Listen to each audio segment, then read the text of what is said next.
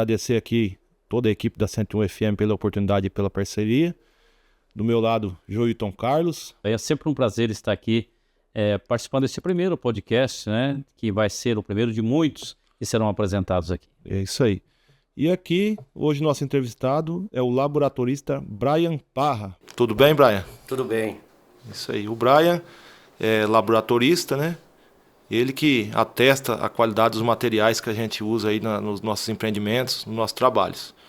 E pela importância hoje do laboratorista na obra, a gente convidou ele para estar vindo aqui para estar falando um pouco sobre isso. Brian, conta um pouco da sua trajetória aí. Eu tenho uma trajetória aí no ramo de trabalho já há 17 anos.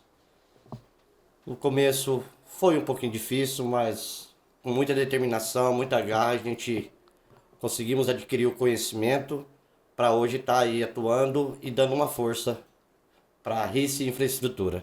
É isso aí.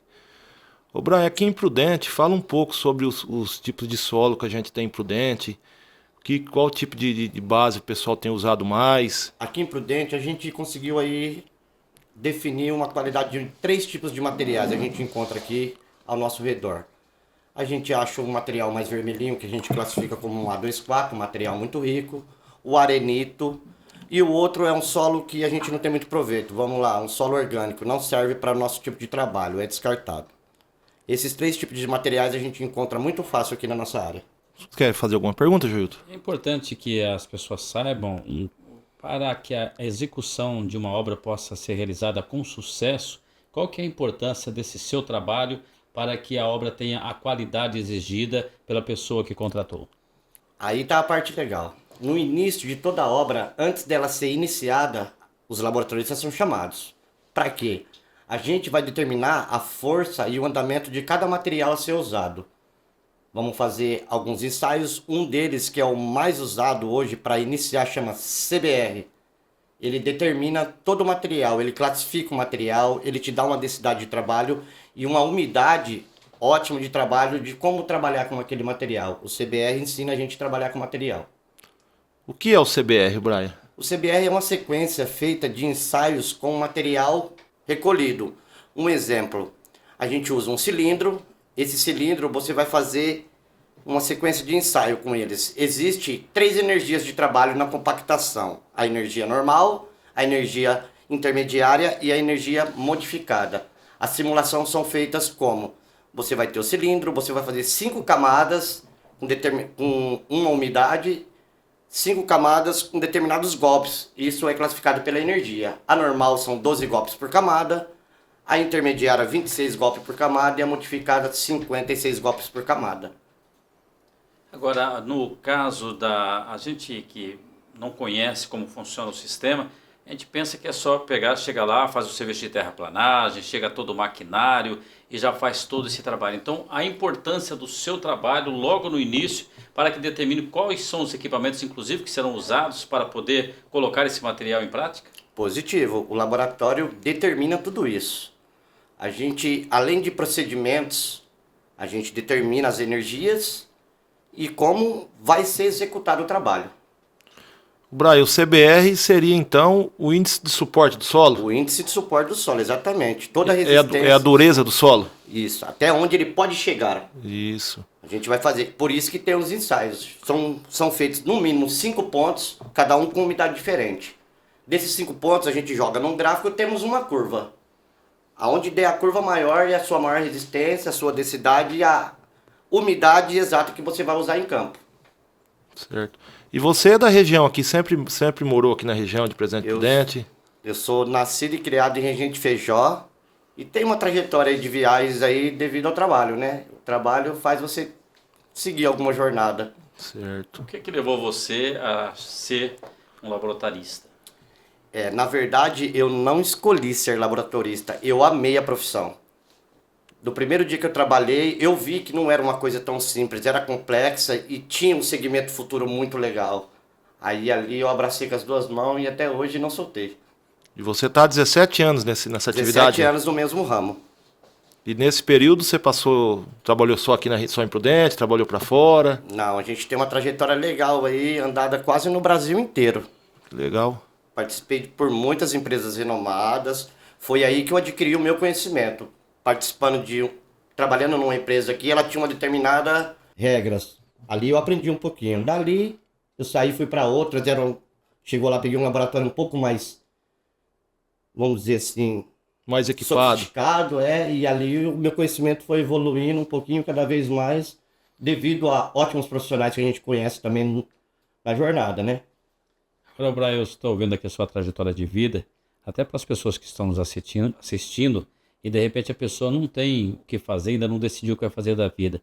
Essa sua profissão, esse ofício que você escolheu, é um ofício que traz para você a tranquilidade, inclusive para sustentar a sua família, enfim, e de repente a pessoa não achou ainda o que fazer e quer escolher uma profissão. Essa profissão seria uma profissão indicada por você? Além de ser indicada, eu aconselho, porque ela, de início, para a pessoa começar a trabalhar, ele usa somente as 4 operações básicas da matemática. E o serviço não tem serviço braçal de muita energia. É um serviço tranquilo. É mais conhecimento mesmo, e dedicação e foco. E falta profissional nesse ramo Muito. hoje, A né? gente está escasso na parte de laboratorista hoje. Laboratorista de qualidade, que nem o Brian, nas atividades dele, tá difícil no mercado hoje, né? Tá em A falta. gente recebe bastante chamados aí para trabalhar devido a essa competência aí. E eu fiz questão de convidá-lo, né?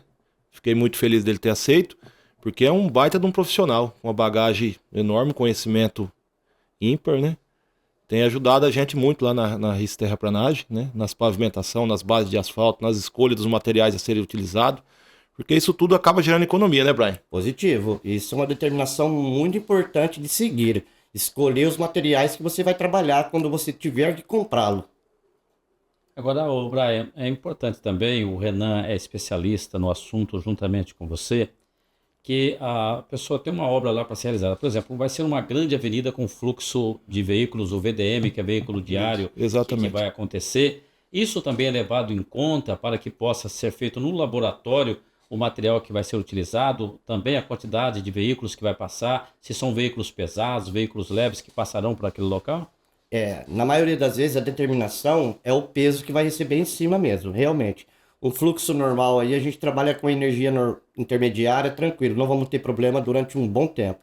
Agora, a partir do momento que você vai ter um fluxo de peso em cima, aí a energia já é modificada e é um pouco mais complexo. Por quê? O solo, ele tem a sua força e ele tem um limite. Se você passar do limite, ele cede. Ele vai voltar, não vai ser mais rígido, ele vai ficar bambo. E a energia modificada é onde profissionais mesmo, com muita dedicação, conseguem trabalhar. Geralmente usado em rodovias federais, estaduais, municipais. Acesso de trajeto não muito pesado, não necessário tanta complexidade. Certo. E qual tipo de base que você tem visto que o pessoal tem mais? Na nossa empresa não, que nossa empresa a gente já sabe que a gente está usando, né? São solo brita, BGS e tudo mais. Mas no geral aí, o que você acha que o pessoal tem mais usado e o que você indicaria para que possa ser feita uma base de qualidade? Hoje em dia o pessoal tem muito medo realmente da índice de força do solo, né? Ele tem medo de executar o trabalho e com pouco tempo ter sedimentos. A gente indica muito para isso, a gente usa uma determinação de ensaio chamado base estabilizada granulometricamente. Você vai fazer uma composição ali, vai agregar uma brita meio, uma brita 1, para você aumentar o índice de forma. Isso variaria muito também de acordo, que é isso que o Júlio falou, do local, né, do tipo de solo da região. Exatamente. Geralmente, antes da gente começar a iniciar os trabalhos, existe um documentozinho chamado memorial. Esse memorial de qualquer obra, ele determina a maioria do segmento que a gente vai seguir durante a obra inteira. Com a sua experiência, quais são os tipos de solos que tem mais problema, que tem mais dificuldade para que você possa determinar o material que vai ser utilizado na obra? Para mim, particularmente, eu acho muito difícil trabalhar com material muito fino. Aquele material que na última peneira que a gente usa da granulometria, que é a 200, o que passa nela a gente considera um nome chamado filler. Esse filler é um material que não é muito significante. Então, passou daí, a gente já começa... Isso aí é popular areia, né? Solo arenoso, né? Isso, solo arenoso. Isso A gente aí. aconselha mais de uso um material mais avermelhado, mais siltoso, de longe você olha ele tem um brilhinho. Material mais argiloso. Mais argiloso. Quanto mais argila tiver na composição do material, do solo, melhor ele é isso? Não quanto mais argila, uma determinada porcentagem correta, porque muita argila a gente já assimila, vai estar molhado, né? Muito molhado. E é o que a gente não quer, a gente quer rigidez e não com muita água. Certo. Fala para nós nessa trajetória sua aí, quais empresas você passou? Você estava falando aí em off que passou por empresas grandes aí, em órgãos estaduais também. Isso. De início eu passei por uma empresa que é localizada aqui em Prudente mesmo, é a Geradtec, foi ali que eu iniciei. Dali eu parti para Fackenbauer. Fackenbauer é um dos maiores laboratórios do Brasil, é isso? Os maiores laboratórios do Brasil, super renomados. Foi Fackenbauer, da Fackenbauer eu fui OAS, Udebrecht, Camargo Correia, Garcia Monteiro, essas empresas todas eu passei por elas. São grandes empresas, né? Grandes empresas. Foi essas empresas que realmente me deram o conhecimento que eu carrego hoje. Bacana.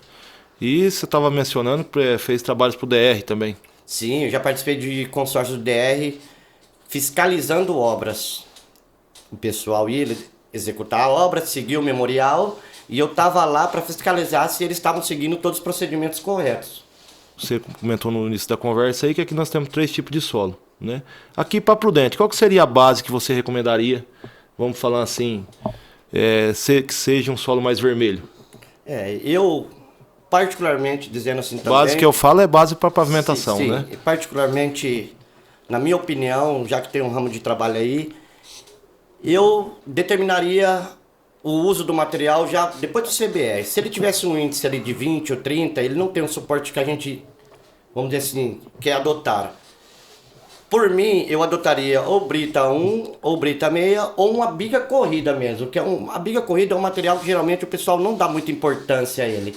Já eu dou muita, porque ele carrega muitos agregados como finos. Então o travamento, para mim, fica espetacular. Além da força que ele causa ali. Mas ainda, isso num solo brita, é isso? Uma base estabilizada granulometricamente. Porque se a gente for definir um solo brita, ele não é definido como solo brita se ele não tiver 50% de solo e 50% de brita. Certo. A determinação de um solo brita é 50-50. Fora isso, a gente chama base estabilizada granulometricamente. E qual que seria o percentual dessa base estabilizada? Percentual solo, percentual brita? A base estabilizada granulometricamente, a gente define ela também através de ensaios. Fazemos várias simulações com determinadas porcentagens diferentes. Aquele que der o resultado que mais agradar a gente é o que a gente vai adotar. Certo.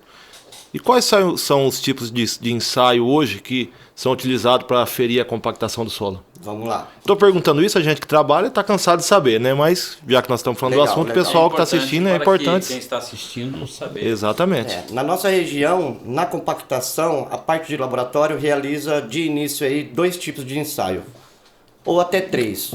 O CBR, que já demos uma pautinha aí, o Proctor, só que o Proctor não te dá a força do material, mas ele te dá a densidade e a umidade também do material. O Proctor só determina a densidade e a umidade. O que seria a densidade e a umidade? A densidade a gente é definida por uma massa específica, certo? E ele serve para mim executar os ensaios lá em campo. Para mim ir para o campo e fazer um ensaio e determinar aquela compactação, a porcentagem que ela dá, é necessário essa densidade e essa umidade, porque elas fazem parte do cálculo. Isso aí é antes de ir para o campo. No campo, aqui em Prudente a gente usa 2 tipos de ensaio. Um é chamado de frasco de areia e o outro é chamado de encravado. O mais usado é o frasco de areia. Que aí você chega lá na obra, tem os seus equipamentos, né, uma plaquinha. Vamos fazer um furinho localizado lá mesmo. E através disso aí a gente consegue saber a porcentagem do grau de compactação que está no solo. Você imaginava que por trás de uma pavimentação da Terra Prade teria todo esse trâmite aí, todo esse trabalho? Não imaginava não. A gente vê fazendo o asfalto, a gente acompanha a obra quando já está praticamente na parte de terraplanagem mesmo, né? Aquela Exato. questão do aterro, a gente não tem acompanhado. E pelo que eu percebi, o Renan e o Brian aí, o Brian, ele é o profissional que sem ele a obra não pode começar. Não pode. ele vai determinar tudo que vai acontecer até o final, até a entrega da obra. É o que eu falo sempre, os dois profissionais. O topógrafo, que vai passar para nós as cotas da obra, o alinhamento e tudo mais. Que nós somos cegos. No olho nu a gente não consegue fazer nada. Mesmo da mesma forma, é o laboratorista. Você pega o solo, o material da obra na mão, você vai olhar um solo bom e um ruim. Pô, visualmente você não vai ver muita diferença, né? Quem entende vê, mas você não tem como aferir nada ali. Então, sem um bom laboratorista, a gente não consegue fazer um trabalho de qualidade. Às vezes, vou dar um exemplo aí de compactação. Às vezes você vai gastar um dia num trecho compactando sem necessidade. Às vezes, com o auxílio de um bom laboratorista, ele chega, não, ó, que você passa 4 flechas de rolo aí, 5 flechas, ele vai dar 100%. Então, isso é importante. 100% que eu falo, 100% de compactação. Isso é a importância de um profissional desse tipo. Agora, o Renan e Brian, vamos colocar aqui uma avenida, no caso, a construção de uma avenida de 2 quilômetros, 2.000 metros aproximadamente de distância. Há possibilidade de uma avenida como essa ter 3, 4 tipos de solos? Com certeza. A ABNT, Associação Brasileira de Normas Técnicas, ela fala que o CBR, numa obra dessa que o senhor citou, ele tem que ser feito a cada 100 ou 200 metros. Talvez o material não mude, mas você tem que fazer para aferir se realmente é o mesmo. Então, a cada 100 metros ou 200 metros vai ser feito um CBR para determinar se o material trocou ou não. Isso que é importante, né, Importante. Renato? Porque a pessoa imagina uma avenida, vai construir uma avenida. Rodovia já é mais complexo, que tem uma distância, Exato. geralmente é bem maior, mas numa avenida, por exemplo, a pessoa imagina. Eu imagino há 30, 40 anos atrás que eram feitos trabalhos, principalmente por prefeituras, que não tinham contratos como hoje, com empresas terceirizadas, que existe todo um trabalho que é feito por detrás para que as pessoas possam entrar numa concorrência pública, por exemplo, Exatamente. para participar. Não havia esta preocupação e hoje há essa preocupação por causa da qualidade, a durabilidade, inclusive, da obra. Durabilidade, né, Júlio? Porque uma obra, hoje, qualquer obra que você vai fazer, ela tem 5 anos de garantia, né? Mas você tem que fazer para que ela dure 30, 40 anos, 50 anos, né? Porque é o nome da gente que está ali e a gente tem que fazer bem feito. Então isso é a importância de um profissional desse tipo. Eu, na nossa empresa, na RIS Terraplanagem, eu não abro mão da qualidade. Por isso que o Brian trabalha com a gente lá, né? Ele não é um funcionário fixo, ele presta para a gente uma consultoria, mas quando está na parte de pavimentação e de compactação, ele está ali todo dia, né? Ele atende outras empresas também, porque é um profissional muito requisitado pela qualidade do trabalho dele, mas a gente não abre mão, porque através desse controle, a gente consegue atingir o máximo de qualidade possível, né? Isso é muito importante nesse ramo nosso. Uma pergunta que eu gostaria de fazer para o Brian é a seguinte: a gente que olha de fora uma obra, por exemplo, tem 2 materiais que é usado que muita gente não imagina que é usado. Por exemplo, o cimento, o cal também. Onde usar o cimento, onde usar o cal e qual que é a importância desses materiais em cada composição, onde vai ser colocado? O cimento a gente usa mais só no tratamento de solo. E esse tipo de trabalho, nos ramos que a gente está trabalhando hoje, fazendo loteamento ou um residencial, a gente não é necessário essa força toda. Cimento no solo a gente usa somente em rodovias mesmo. É um IC muito alto, né, cara? É muito alto, não necessário. Sem falar na questão da rigidez, né? Ele vai deixar Sim. o solo muito rígido e pode dar problema. Né? Ele é vamos dizer assim, uma complexidade um pouco maior. Tem que saber trabalhar, tem que saber umedecer ele. Você não pode deixar, você foi lá, preparou ele, deixou ele lá, esqueci ele meia hora no sol. Não vai dar bom. Tem que ser... Se não me falha a memória, é 1% só? Depende. O cimento é onde consegue fazer a gente não descartar material. O material não tem força, mas eu quero dar força nele. Você pode usar cimento, brita, areia grossa. Aí essa é a parte legal do cimento no solo, é que ele salva um solo que você acha que não é útil. E agora no caso do cal? O cal a gente usa mais na parte de usinagem, né? De usinagem, né? O pavimento, a massa asfáltica, o CBUQ. Eu classifico ele... O Renan fala até um pouquinho mais bonito que eu na parte do cal, mas eu determino o cal simplesmente para adesividade. O CAP conseguir envolver todos os agregados, não ficar tudo bem pretinho assim, para ser específico, da cor do asfalto. Na verdade, a cal, quando você põe ele na mistura junto com o agregado na usinagem, você inverte a polaridade da pedra, certo? Então a pedra ela tende a uma se atrair mais a outra. E então melhora a adesividade do material. Evita, por exemplo, às vezes você vai num loteamento que está asfaltado, você vê um monte de pedrinha solta por cima. Evita de acontecer isso, da pedra se desgrudar uma da outra. Então ajuda. Isso é usado, às vezes, em material agregado de baixa qualidade, com muito teor de fino. Às vezes o pessoal põe o cal para melhorar essa adesividade. São a principal função do cal, né? Eu trabalhei pouco em usinagem com cal. Como a partir do momento que eu fiz com o Renan, eu gosto de usar o DOP. A cada uma carreta de cap que chega a gente descarrega, eu peço para jogar 20 litros de DOP. A função é a mesma. Agora, ô Brian, você falou, o Renan estava explicando e fez a pergunta para você sobre a questão de como fazer esse trabalho de laboratório. Você leva todo o equipamento, todo o aparato lá para o local da obra, ou esse material é retirado lá, vai para um laboratório? Como que funciona todo esse esquema? O CBR não dá para fazer no campo, porque ele tem uma necessidade de passar 72 horas dentro da água para depois ir para a prensa para ser rompido e determinar a força. Já a densidade e umidade eu consigo classificar no campo mesmo, eu consigo realizar o ensaio lá diretamente no campo. A compactação também, né? A compactação tem que ser no campo. Na hora ali. A partir do momento que as máquinas saíram do ambiente de trabalho, é a hora que eu entro para determinar se está dentro ou não. E se ficou bom, se tem como mudar, é o laboratório que determina. E no caso da usinagem, Joilton, da usinagem asfáltica, nós temos o laboratório próprio. A RICE Pavimentação tem o próprio laboratório para que se faça os testes, o controle tecnológico da massa asfáltica que é produzida. Né? Isso aí o Brian pode falar um pouco? Essa é a parte legal que eu gosto de trabalhar para a RICE Infraestrutura. Eu consigo resolver tudo em pouco tempo, porque a gente tem os materiais necessários, os equipamentos necessários para realizar os ensaios.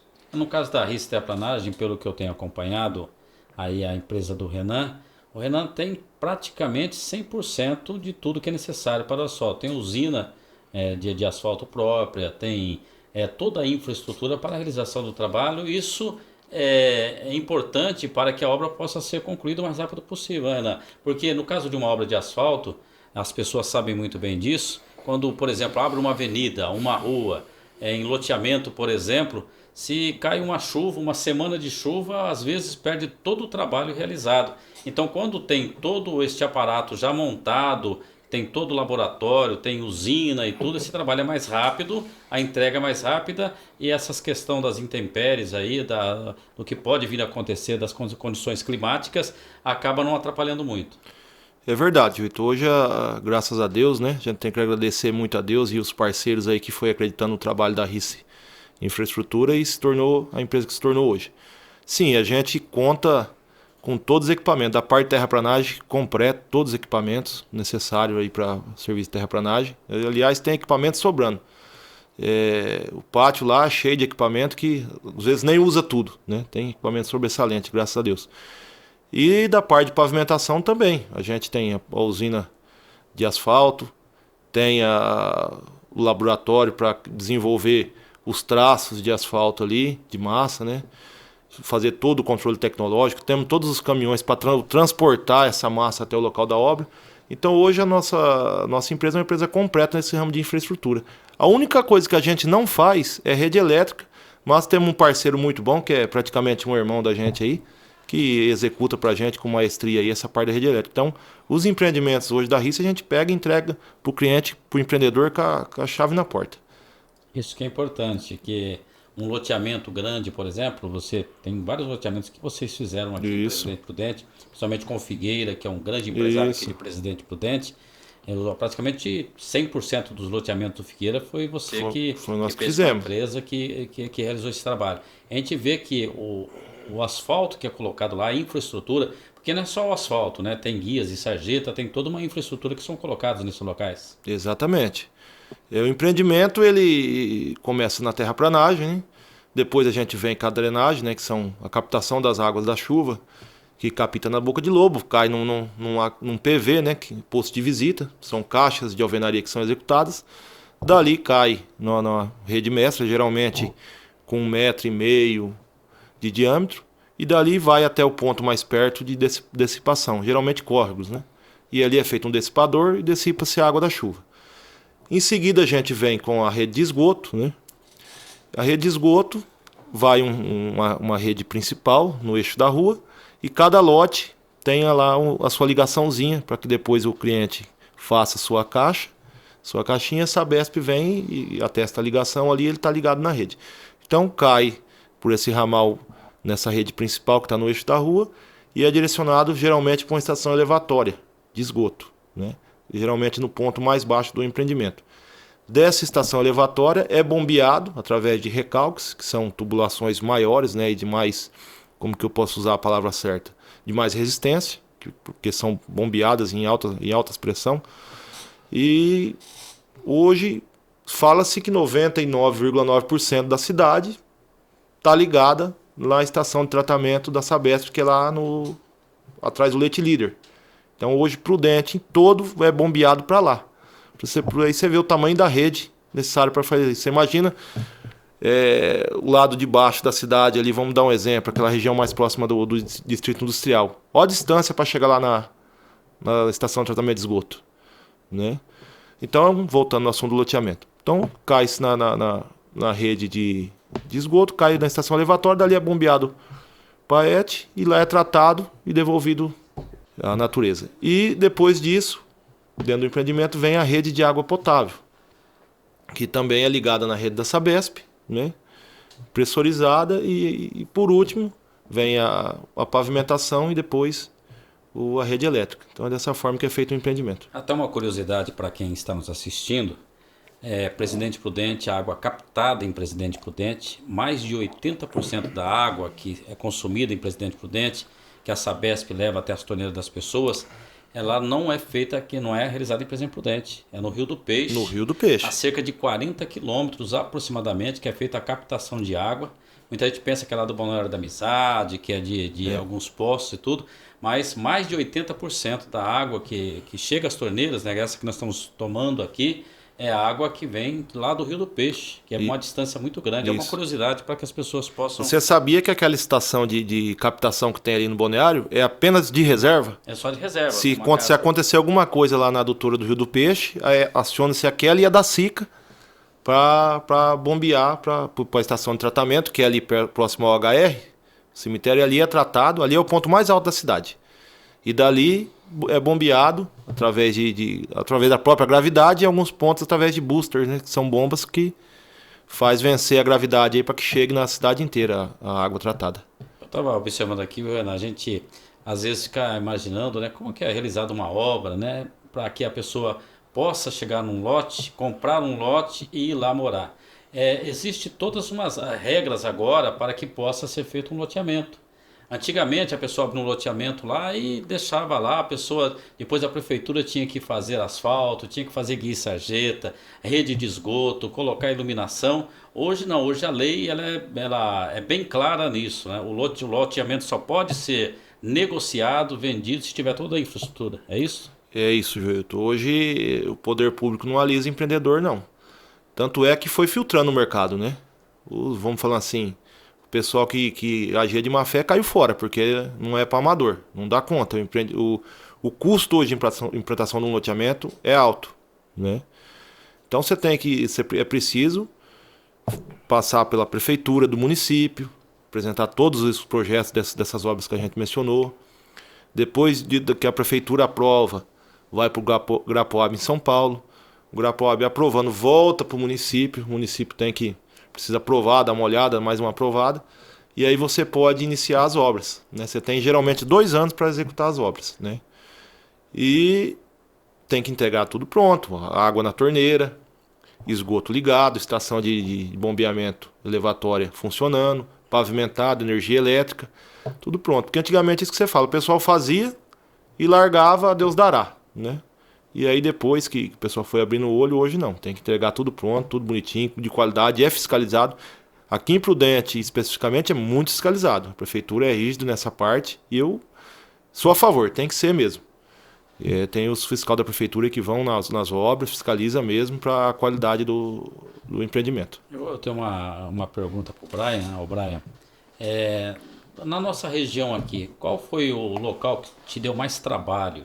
Você chegou lá, começou, que tem um trabalho, não vou dizer que tem trabalho fácil, que até o trabalho de jornalismo não tem trabalho fácil, né?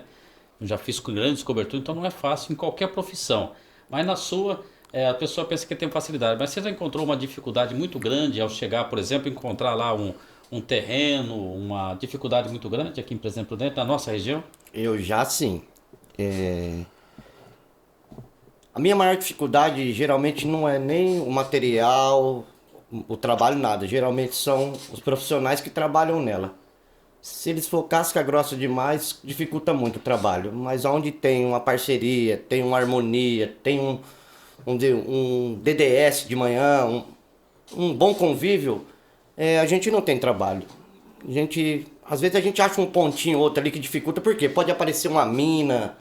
Então aí já muda os procedimentos de seguir, né? Você tem que fazer um sistema de dreno, tirar aquela veia de água de dentro da onde você está trabalhando, porque senão no futuro não vai ter um bom resultado. Mas né? aqui na região você teve algum trabalho assim específico, você que marcou, você, alguma coisa assim? Ó, um trabalho legal que marcou pra mim, que não que foi difícil, mas teve um processo longo, foi uma obrinha que eu peguei pra fazer ali no Bezerra de Menezes.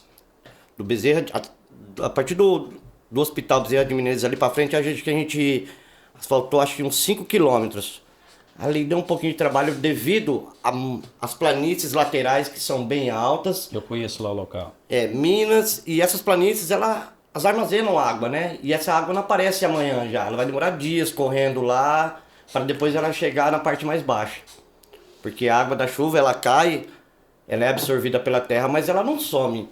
Ela vai sair caminhando aí até ela ter um deságue. Eu tenho uma pergunta, eu vou fazer com muita liberdade, porque eu conheço o Renan e conheço a idoneidade da empresa dele. É difícil trabalhar com uma empresa, por exemplo, que, por exemplo, você chega lá e determina que vai utilizar um material que às vezes vai aumentar o custo daquela obra, né? Daí a pessoa fala, não, vamos fazer uma gambiarra aqui para que a gente possa fazer, entrega a obra e está tudo normal. No caso do Renan, eu tenho certeza absoluta, porque o Renan é uma pessoa que tem uma empresa idônea, uma empresa que trabalha tudo certinho, dentro das normas estabelecidas. Você já encontrou esse tipo de dificuldade? Joilton, trabalhar com o Renan pra mim tá sendo uma benção, cara. Ele entende já do ramo na parte de empreendedorismo, ele sabe a importância de apresentar um bom trabalho e ele não me nega nenhum suporte. Isso é importante. Eu falo, patrão, não vamos dar pra gente fazer assim, como que a gente vai fazer? Fala, assim já salvaria, ficaria um trampolim. Ele faz acontecer. Isso é importante. Né? Então, pra mim tá sendo prazeroso trabalhar a carrice, porque eu vou pra casa, eu durmo, eu acordo amanhã querendo voltar a trabalhar, porque não tenho essa dificuldade. É o nome da gente, né, Joilton? Em fazer as coisas com qualidade, a tendência da gente é só ir pra frente. Agora, se você começa a fazer coisa mal feita, gambiarra, volta pra trás de marcha ré e engatar numa terceira, rapidinho. Isso que é complicado. A empresa ela é tão idônea que tem o seu sobrenome na empresa. Exatamente. Né? Isso que é importante. A gente zela muito por isso aí, pela idoneidade, né? Eu estava perguntando das redes, né? Pra você ter uma ideia, aquela obra que nós fizemos junto com o seu Figueira, lá no próximo Cemitério da Paz, você teve lá no dia do lançamento, foi vendido os lotes para a Urba Mais, né? Isso. Que hoje é o Bem Viver Prudente lá. Da Global Star. Do lado da Global Star. Você sabe de onde que vem a água potável daquele empreendimento? Dali eu não sei. Aqui do Ceasa. Olha o tanto de rede que foi feito. Meu Deus. Foi criado um consórcio de 11 empreendimentos para poder puxar essa água ali. Que a Sabesp é assim, ela chega e fala, ó, se vocês querem fazer um empreendimento, a água vocês vão pegar lá em tal lugar, vocês se viram.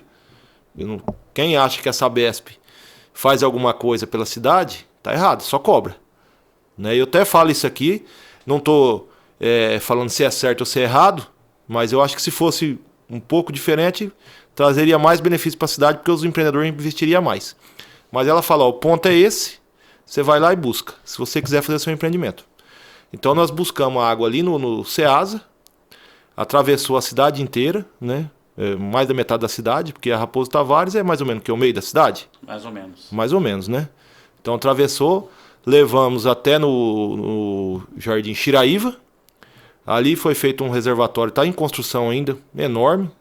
Eu não lembro mais agora, é tanta coisa que a gente mexe, eu não lembro mais a capacidade do reservatório. Mas é uma coisa astronômica. Só o reservatório vai ficar em torno de 4 milhões de reais, só o reservatório. E dali por diante, desceu, entrou lá no Buriti, do lado do Leite Líder, cruzou umas APP, saiu lá no fundo do Buriti. Do fundo do Buriti pegou uma estrada que tem e saiu lá no Minerva 2. Uma obra de aproximadamente, não terminou ainda não, mas vai ficar uns 12 milhões de reais. Isso aí tudo doado para a Sabesp, porque faz e doa para a Sabesp. Você vê o tamanho da rede. Aí a pessoa vê o empreendimento pronto, não imagina uma obra dessa. Você vê a dimensão dessas obras. Às vezes a pessoa acha um lote caro, mas tudo é colocado, né? Porque o empreendedor, ou a pessoa que vai fazer um loteamento, por exemplo, no caso esse consórcio aí que fez de 11 empreendimentos. 11 empreendimentos. O que é colocado em conta para que se chegue a um valor para que o empresário vai ter que ter lucro? Isso que é importante. Coloca numa planilha de custo. Nessa planilha, o que vai ser gasto aqui? Qual que é o investimento que vai ser feito aqui, por exemplo, para a água chegar lá? Para a energia elétrica chegar. Exato. Porque energia elétrica a pessoa também às vezes pensa um grande empreendimento, um grande loteamento, que é só colocar os fios lá, não é. Tem todo um estudo também que é feito para que a energia chegue e não fique, por exemplo, a luz, a pessoa ficar sem energia lá, elétrica, porque às vezes se sobrecarrega a rede, também vai ter problema de desligamento de energia elétrica, principalmente quando tiver aí temporais, enfim. Então tem tudo isso que é feito, né, Renato? É tudo estudado, tudo dimensionado para que seja feito da maneira correta. E no caso vamos falar assim, dessas contrapartidas, isso é o que fica mais caro no empreendimento. O interno não é barato, mas tranquilo. Agora essas contrapartidas tem judiado aqui em Prudente. Essas obras tem que fazer fora do empreendimento, né? São ampliações que a concessionária de água e esgoto teria que fazer daqui 10 anos, eles já visualizam isso, que teria que ser feito, e joga tudo para o empreendedor. Isso acaba atrapalhando um pouco a cidade, porque tem empresas aí que estão saindo de Prudente, estão deixando de investir em Prudente, vai investir em Bauru, vai investir em Araçatuba, vai investir em São José do Rio Preto, que são serviços de DAI, né? Não tem concessionária. E é bem melhor, né? Não tem toda essa burocracia. Acaba atrapalhando um pouco. Mas é isso aí. Ô Brian, fala pro pessoal um pouco sobre a parte de usinagem de asfalto, como que funciona uma usinagem de asfalto. O asfalto não deixa de ser complexo também, é complicado. De início também, antes da gente começar a determinar qualquer coisa, vamos classificar os materiais também. Vamos classificar os materiais usados geralmente numa faixa de trabalho que a gente trabalha aí hoje, a gente chama de faixa 3. Os materiais usados são uma brita 1, um pedrisco e pó de brita. Esses materiais a gente classifica eles também. Tem algumas empresas aí que são bem renomadas em questão de qualidade de material. E a gente vamos pegar um pouquinho de cada deles, vamos fazer uns ensaios, depois a gente vai comprar. Aí a parte de procedimento de usinagem, a gente vai ter que usar a nossa usina, né? Ela é uma máquina que não é pequena, ela é bem grande. Geralmente as usinas hoje aí carregam aí no mínimo 3 silos para ela suportar 3 tipos de agregados. Ali vai passar por uma esteira, vai passar por um secador, vai receber fogo, porque na hora que ela for receber a mistura do CAP, o CAP é o piche, para quem não sabe, o CAP é o piche. Ela tem que estar... O que significa CAP? Cimento asfáltico puro. Cimento asfáltico puro, positivo. CAP. Igual CBUQ. CBUQ é a massa determinada mesmo. A massa asfáltica chama CBUQ. Cimento bituminoso usinado a quente. Correto. Mas daí você falou do a quente aí, eu também já entrevistei uma pessoa, ela está falando que o material que foi utilizado lá foi o asfalto frio. O que é o frio e o que é o quente? Pai do céu. Frio... O frio que quase não é utilizado, é mais o quente mesmo, né? Não é nem questão de ser mais utilizado ou menos utilizado. O asfalto frio, antigamente não se tinha usina. Né? Quem que tinha uma usina de asfalto aqui em Prudente há 20 anos atrás? É verdade. Nem a Prudenco tinha. A Prudenco acho que tinha uma usininha frio, PMF. Você entendeu? Então... Que era ali na Assis Chateaubriand. É isso. Então você precisava fazer uma pavimentação, o recurso que você tinha era o asfalto frio. Um TSD, tratamento superficial triplo ou duplo, e um PMF, pré-misturado a frio. Né? O que seria um tratamento? Espalha a brita no chão, dá uma compactada nela, e você vem e pulveriza o RR2C em cima, que já é uma fração do cimento asfáltico muito diluído com aditivo e água. Uma pintura de ligação. Bem diluída. Então você pinta ali, joga outra camada de pedra em cima, pinta de novo com popularmente conhecido como pinche, e passa o rolo e então é feito esse asfalto. Um asfalto artesanal, né? Que não necessitaria de você ter um grande investimento em maquinários e equipamentos para que seja feito, né? Então, como não tinha esse recurso de usinagem, então era feito dessa forma. Só que um asfalto que a durabilidade dele é muito pequena. Por quê? Se fosse feito da maneira correta, 100%, não seria tão ruim. Mas você sabe que brasileiro gosta de gambiarra, gosta de economizar. Então o pessoal não fazia da maneira correta, né? Então dava muito problema depois, com pouco tempo já tinha buraco, essas pedras soltavam. Então o pessoal foi vendo isso, foi vendo que não era viável. E as usinas de asfalto a quente, você vê o que foi inventado na Alemanha, né? Começou a vir para o Brasil, nos grandes centros chegou primeiro, as grandes empresas, grandes empreiteiras a nível de obras rodoviárias foram trazendo, foi difundindo, o pessoal foi conhecendo e foi chegando, né? E aí o pessoal foi largando mão desse tipo de asfalto, que dava um trabalho medonho para fazer, qualidade baixa, e aí o pessoal foi largando, foi chegando às usinas a quente. Voltando na questão do asfalto, nós falamos do PMF também. PMF, pré-misturado a frio. A brita com RL, ruptura lenta. É um tipo de asfalto também, qualidade baixa. Mas era as opções que se tinha. Não necessitava de muito equipamento para você fazer ele. Então o pessoal fazia. Quando foi chegando às usinas a quente, a qualidade vamos falar assim, 100 vezes maior. Bem superior. Muito superior. A durabilidade maior. A praticidade, então, nem se fala, né? Pra você fazer 2.000 metros quadrados de um asfalto artesanal desse no dia, tinha que suar a camisa. Com uma boa usina, uma boa vibraacabadora, uma boa equipe, 2.000 metros você faz com 2 horas, né? Maravilha. Então a praticidade é muito grande. E a durabilidade, economia, tudo. Então por isso que não se usa mais o asfalto frio. Hoje, praticamente no estado de São Paulo, eu vou falar para você com bastante certeza, 100% das prefeituras eu acredito que não aceita mais esse asfalto frio. Acho que o Grapoab em São Paulo nem aceita. Se você mandar um projeto do empreendimento lá e colocar no projeto que é asfalto frio, o TSD, o PMF, eles não vão aceitar. Receber o quê? No Paraná ainda aceita, você acredita? Eu tenho acompanhado editais de licitação no Paraná, que a gente acompanha muito isso aí. Lá tem muito de edital de licitação de TSD ainda. Porque eu não sei se lá tem pouca usina de asfalto, o que acontece. Mas o estado de São Paulo não tem, não. Isso é bom para a qualidade do asfalto que é colocado aqui. Isso. É isso aí. E a qualidade é muito superior, Joilton. A durabilidade também, que é o principal, né? A gente tem que fazer um asfalto aí para aguentar 20 anos, né? Foi uma mudança de era praticamente. Foi uma tecnologia absurda quando veio o CBUQ. Assustador. E falando um pouco da usinagem, o que é a usinagem? O que é o CBUQ? Né? Que é essa massa asfáltica que a turma vê, o recapzinho que você vê passando na frente da sua casa, né? O prefeito promete, depois vai lá e passa aquele recap, tampa os buracos. É o concreto betaminoso usinado quente, né? Então, de um lado entra a brita, dentro de um secador. Imagina um tubo comprido, com uma espada dentro, ele bate a brita, esquenta, seca, cai no misturador. Isso a torno de 160 graus. Do outro lado entra o cimento asfáltico, o CAP, também a 160 graus. E lá dentro tem um aspar, que na proporção certa, mistura aquilo, cai num elevador que já cai no caminhão pronto, já sai pronto para aplicação. Então a praticidade é muito grande. Ô Brian, você é casado? Tem namorado, alguma coisa não? Não, sou solteiro. E eu tenho 2 filhos. Um mora em Itajaí, estuda na escola da Univale, e a outra é a Anne, 9 anos, mora comigo. É isso aí. O Joilton é casado, né, Joilton? Sou casado, tenho 3 filhos, um mora lá em Rio Grande, no Rio Grande do Sul. Uma mora em Martinópolis e aí o outro mora próximo a Maringá. Isso. Próximo a Maringá, lá no Paraná. E eu vou fazer um merchandising aqui de um segmento que a gente tá atuando aí também.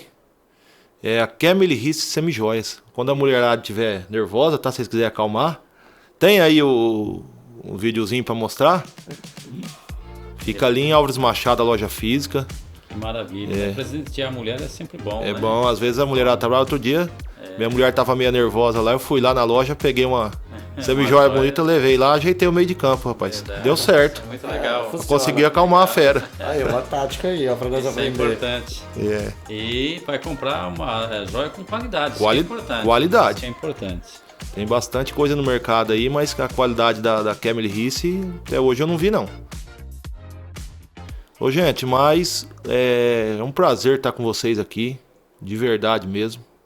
O Joilton, né, uma pessoa que a gente conheceu aí, pessoa ímpar, uma pessoa muito agradável, muito parceira aí. O Brian tá com a gente aí no cotidiano, um excelente profissional. Agradeço também muito a oportunidade. Primeira participação minha de um podcast, me senti muito bem. Foi legal, o pessoal tem uma energia legal aqui, foi bom. É isso aí. Eu acho que, na medida do possível, a gente tentou passar um pouco, né, dessa parte mais técnica dos empreendimentos, porque é isso que o Joilton fala. O pessoal vê, né, Joilton? Não imagina o que tem por trás. Eu gosto muito disso, viu, Renan? Explicar para as pessoas. Eu gosto muito de estudar as coisas, né? Por exemplo, o nome. Por que a pessoa tem o nome de Joilton? Qual o sentido disso? Exato. O nome José, por que é José? Então, quando você explica para as pessoas qual que é a origem das coisas, por que o asfalto está ali, como que é feito e tudo, porque é igual a criança falou assim, olha, de onde vem o leite? Do supermercado. Não é. O leite vem lá da fazenda, ele é tirado, tudo, existe todo um trabalho que é feito. Então, no caso do asfalto, é bom e importante explicar isso para as pessoas, para que as pessoas possam saber onde está pisando, por exemplo, onde vai colocar o seu veículo, quando ela está transitando na cidade, tudo que existe, né?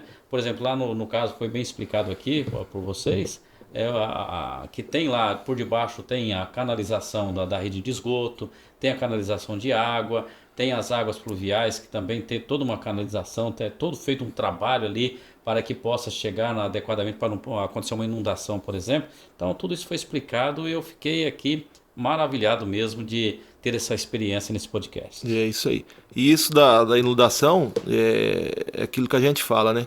Prudente não foi uma cidade planejada. Se você pegar uma cidade, por exemplo, Londrina, eu falo que eu acredito que foi uma cidade planejada, né? Foi. Bem diferente. Bem diferente. Prudente foi acontecendo as coisas. Foi o caso do Parque do Povo. Foi mal dimensionado na época quem fez aquilo. Aquela tubulação. Não levou em consideração que toda aquela parte alta da cidade inteirinha, praticamente 30% da cidade, acaba parando no Parque do Povo quando chove, né? Vai caindo nas bocas de lobo, vai caindo e para ali, é o que aconteceu. Então, o dimensionamento de uma obra é muito importante. O projeto, vamos falar assim, é metade do caminho. Depois a outra metade é a boa execução. É isso aí. Maravilha. Gente, mas como eu já falei, foi um prazer enorme, né, receber o Brian aqui, o Joilton, parceiro da gente. Queria agradecer vocês demais aí por esse podcast que nós estamos realizando. E é isso aí, né? Só agradecer mesmo. É isso, é maravilha. Agradecer ao Altino, né? Altino, Né? Nossa produção. A produção e toda a produção. Só para pautar um pouquinho também na parte que o senhor falou que eu achei bem legal, na parte de conhecimento, de querer conhecer as coisas e aprender. Além dos meus 17 anos, eu estou no 4º ano de engenharia civil. Eu quero levar isso para frente mesmo. Eu quero adquirir conhecimento cada vez mais e poder ajudar cada vez mais, né, na parte. Daqui uns dias é engenheiro aí, ó. Deus quiser, tô lutando para isso. Tomara que sim. É isso aí. Então tá certo. E só lembrando, viu, Renan, que parte do que foi discutido aqui também vai ter um programa na Rádio 101 FM aos domingos. Isso. Que vai divulgar. Então você que está acompanhando ao vivo aí, você que vai acompanhar o podcast depois, aguarde que nós vamos ter grandes novidades na Rádio 101 com o Renan e toda a sua equipe. E é isso aí. Mandar um abraço aí pro pessoal do Instagram que tá assistindo a gente aí. Valeu, Pra pessoal. todo mundo, pra todos os nossos obrigado. ouvintes aí, telespectadores. Maravilha. Gente, até mais. Muito obrigado. Fiquem todos com Deus aí. Abraço. Abraço.